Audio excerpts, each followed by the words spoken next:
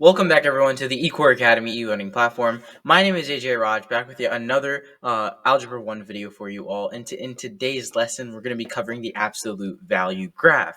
Now, building off of exactly what we know about absolute value, of course, going through this course, we know that absolute value is a function in which you turn, whatever variable it might be, like x in this instance, and you're essentially taking the positive value of x.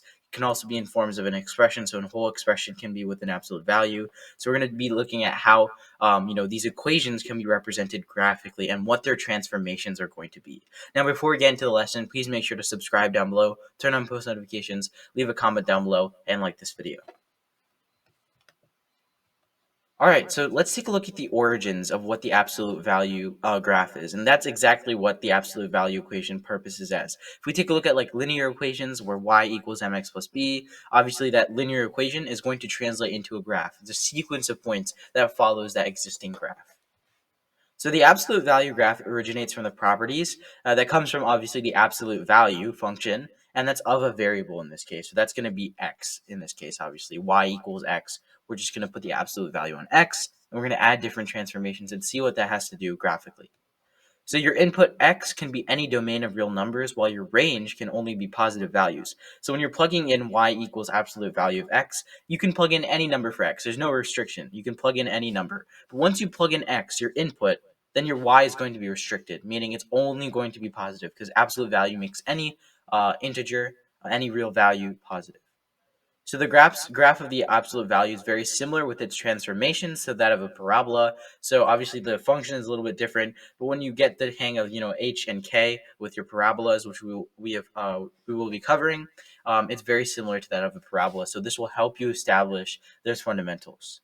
So what does it look like? What exactly does the absolute value look like? So let's take what we know, our absolute value equation, and we're going to graph two of these equations below on an actual graphing app. So you can do this on a TI-84 calculator, but just to show you on the computer, I'm going to be doing it on a website called Desmos, a great resource. So this is desmos.com. It's a graphing calculator, but they have also a lot of other materials as well. But let's take a look at what the actual graph will look like on Desmos, just so that you get a visual. So we're going to do y equals here, and then we're going to put absolute value signs. So x in this case. Y equals the absolute value of x. I just plug that in. It's two little pipe signs is essentially what your absolute value function is. But if we take a look at the graph here, what can you notice? It's obviously going to be a V shape here. And you're like, wait a second, why is it a V shape? Well, if we think about it, x, right? X can be any value you want. So that means it's going to go across the entire x-axis. And if we think about it, without the absolute value sign, this equation is linear. So it's essentially just going to be two different lines.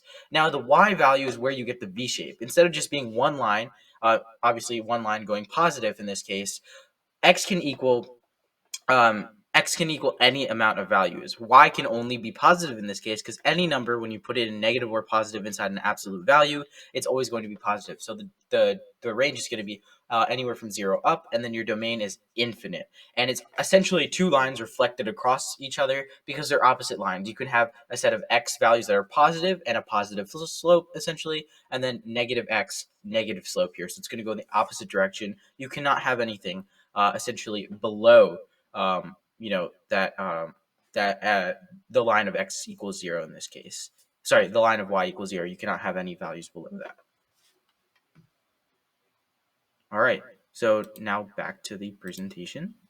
So now that we've seen what y equals x is, y equals absolute value of x, we're going to take a look at what its inverse is. So essentially y equals the absolute value of negative x. Now we want to see if that's going to make any difference at all. Absolute value of negative x. And as you can see here, it actually makes absolutely no difference. We have the y equals absolute value of negative x, because if you make it negative or positive, it's just going to spit out positive. However, if we do have a different equation here, y equals negative x, which is a little bit of a preview, This is what we call our a variable, your negative variable. Whatever it goes before, whatever's being multiplied to the actual absolute value, in this case, the absolute value of x, and a being -1, it can be 2, 3, 4, so on and so forth. That's going to be your reflection. So it's going to not only make your graph wider or narrower in this case, because it's -1, it's just going to be, the standard width.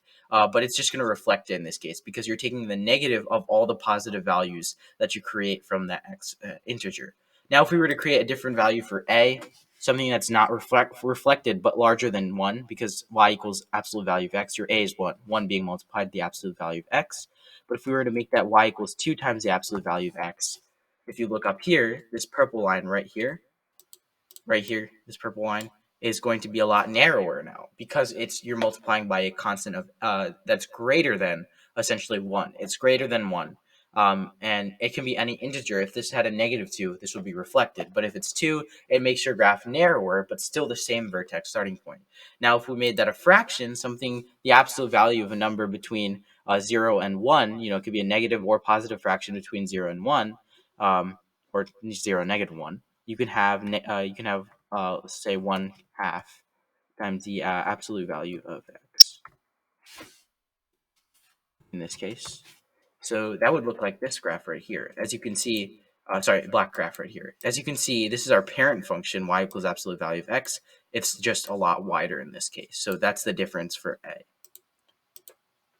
And then let's take a look at some other, explanations for why this is the case.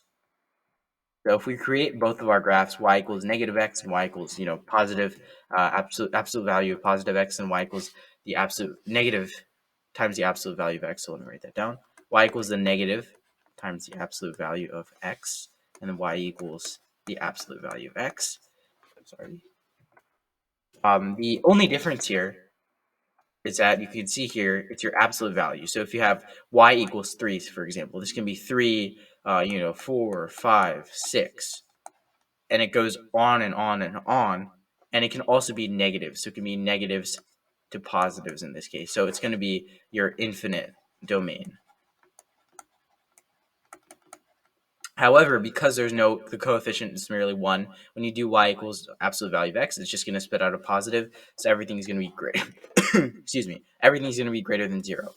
And then here for this absolute value function, you have y equals negative absolute value of x.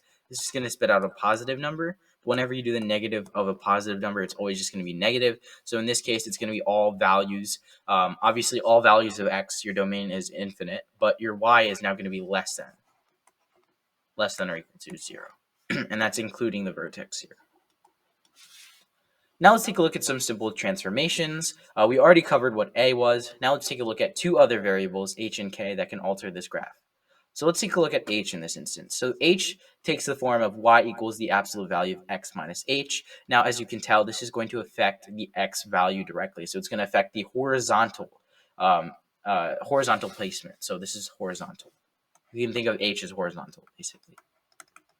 And when we think of horizontal, we think of left and right. So this is essentially just going to move our graph left or right based on what the properties are. So let's graph two different functions. In this case, we're going to do y times the absolute value of x minus 3 and then x plus 3. As you can see, they're opposite signs. So obviously, they're going to have opposite directions in which they move. But it's a little bit different from conventional thinking. So I'll show you what that's going to look like graphically. And then obviously, I'm going to explain why that is. All right, so let's clear these guys out. Now we have the function y equals the absolute value of x minus, we'll start with plus, x plus 3. And then y equals the absolute value of x minus 3. All right, so as you can see here, and let's just graph our parent function, equals absolute value of x. So if we take a look at the functions here, y equals the absolute value of x. That's our green function right here. It's in the middle.